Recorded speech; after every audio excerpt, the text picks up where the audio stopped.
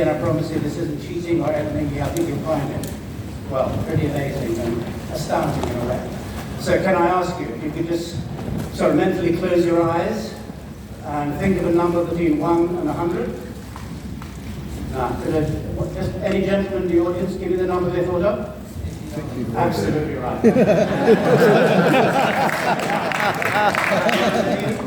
Wait, have we met? I mean, we're not related, we don't contact by email or anything? No. Can we try that once again? This room, this side of the room. So, example between 1 and 100? 99. Absolutely right. That, twice in a row. You have to admit that is pretty amazing. Now, Alan said, don't try this with a lady in the audience, because it won't work, which I think is pretty sexist and unfair. So, can we ask a lady in the audience, just to make it a bit more difficult, so you'll see this really is working, between 1 and 1,000. A lady, please, any number? 69. No.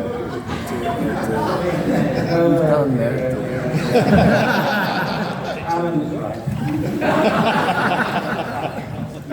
No, the first person that did that, the only person, was actually Spike Milligan. I was in a play in the West End, and in a nearby theatre, Spike was going in, I think, with the Dead City Group, and our intervals didn't coincide. So when his interval was on, he came to our theatre, and he did a 10-minute bit, sort of skit, for absolutely nothing. They had the same director, but he used to come in, and his opening thing was always to do that little trick with Irish stuff, which I hope you know isn't real. He, as you probably know, Spike was a bit of an oddity, and Joan Greenwood was his leading lady in this play, and we had the same agent, and his behaviour was getting worse and worse and worse. And her agent contacted his agent and said she was worried. He said, has he threatened to kill you yet? He said, no, she won't be all right. So this little film you're about to see this afternoon is an amazing film. I presume most of you have seen it. Yeah. Some of you weren't even born when it first came out. 1979, this film was first done. And when I wasn't still acting, I did a research into sporting bets. And one of the sporting bets actually took place somewhere quite near here in the 1820s. And it was for the sort of bulls of his generation who challenged people to races up to from 100 yards to 400 yards. He took on any challenger huge sums of money, and the only stipulation was that they could choose wherever this took place. And he arranged to race over 100 yards somewhere here in East London, and it's very far from here. 100 yards for a huge amount of money, the fastest runner of his generation in the whole world at that time, and his challenger was a fat butcher. And the fat butcher won, because somewhere down here in the East End of London, there's an alley which is just wide enough for a fat butcher to walk through without touching the sides. He was given a 15-yard start, and Usain Bolt at the time came nowhere near it. But they both believed that what they were doing was a dead cert. And when we did this film in 1979, the producers, Tucci, Fabrizio De Angelis, the writer Briganti, the director Lucio Fulci, any of the actors, any of the crew, Ginetta De Rossi, the marvelous special effects man, none of them would have said that 43 years later there would be an audience like you about to see this film again. They just presumed it was going to disappear into absolutely nowhere. And in the space of that 43 years, it's gone through tapes, DVDs, Blu-rays, Laserdiscs, 4K. I mean, an amazing thing. And the only thing that seems to be sort of constant are the reviews of me. I have to say, when this first film came out, my wife went to see it with 12 friends, and after 5 minutes she walked out, which was the sort of reviews that I was sort of used to getting. So I'm going to ask, I hope this isn't going to spoil the film for you, but the sort of first review that I sort of liked and appealed to me described me as a Roger Moore lookalike. The second one said, second-rate Roger Moore lookalike. And the latest one, which is when the 4K came out, said, middle-aged, balding Roger Moore lookalike. I hope that doesn't spoil it for you. But as the films got better, and I say with 4K, it looks absolutely stunning, and I know that's not what you're seeing today. But the nice review that came out of that was that the cinematography was now so brilliant that Ian McCulloch's bald spot is even clearer than it was. Now, has anyone got any questions that I can answer about it before the thing goes up? Yeah, I mean. Yes? What was Lucio Fulci like? Well, I thought someone might ask that, but just to get, you get worried when you're doing this if you're going to say something and upset someone. And I was at a convention in Bristol, Abattoir, and I told Joe, which ended up by the man saying, no, I'm not taking the mickey out of him, I'm taking the mickey out of you. And I thought, I can't really do that, but I did.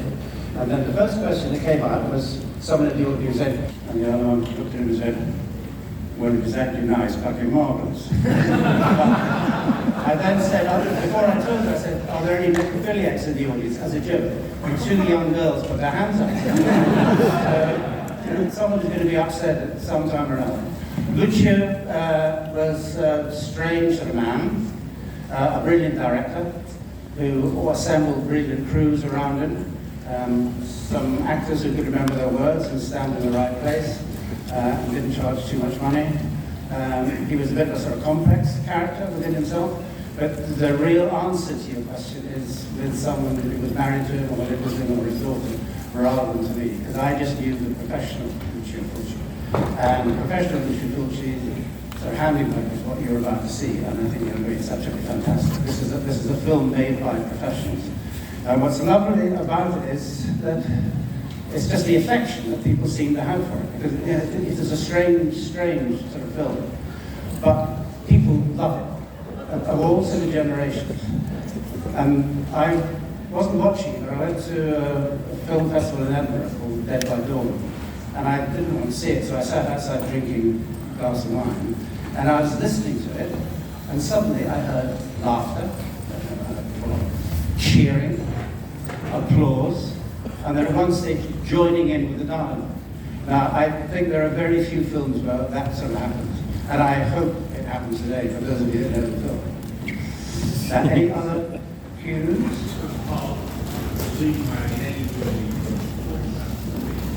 Well, I think they all want to be a James Stewart or a Tom Hanks sort of character in one of their films.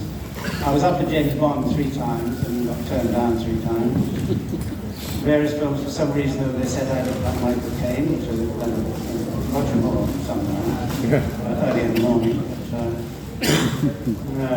I never actually wanted to be in film. I thought when I started acting, I went straight from university to Stratford on Avon. Same day, I sat my last exam in the morning, and in the afternoon I was rehearsing on stage at Stratford with Vanessa Redgrave and Eric Porter and various other sort of great Shakespearean actors.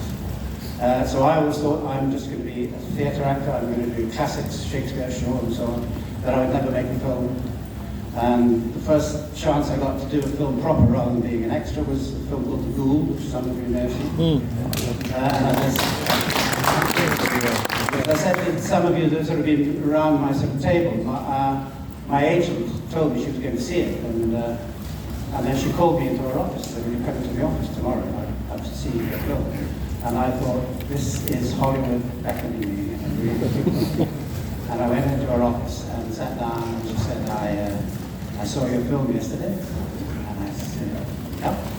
And she said, have you ever thought about having your teeth fixed? Now, luckily, nothing happened with that, and I did have that tooth fixed.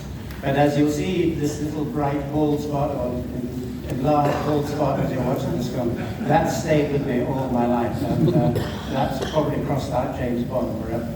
That's great. I think we've got to get on with our movie now. To keep up with the times, we're a little bit behind. But there was one more quick question to ask you. You and Richard Johnson, because he was the other big British actor in the film. How did you get on with him? Because I'm kind of interested. Richard Johnson, when I joined the Royal Shakespeare Company, was the leading actor, the juvenile lead. He played all the romantic parts. He was tall, fantastically good looking, with the most wonderful voice, and I wanted to be like him as an actor. But I also wanted to be like him as he was off stage, because I don't know if you remember, you're old enough to remember, but every Sunday he was involved with another actress in some terrible sexual misdemeanor.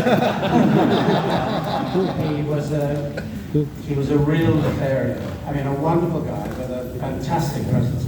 And I say, he was the actor that I wanted to be. And he was the only one who really, when I did this film, they said that I was given a caravan, a trailer.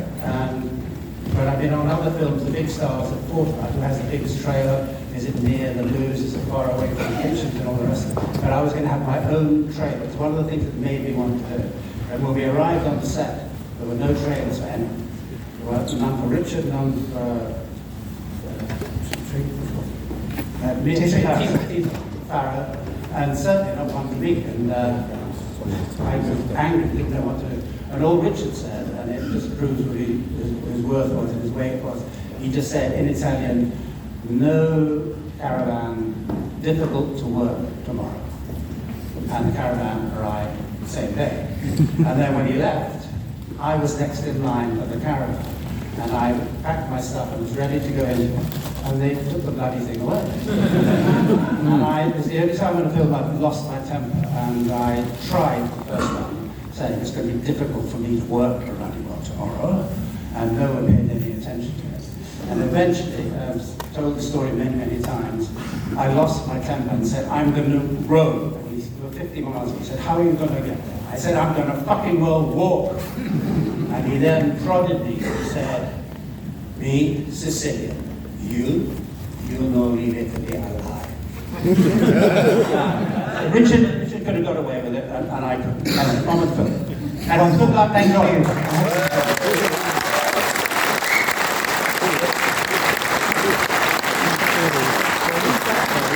Who's in this film that's coming up?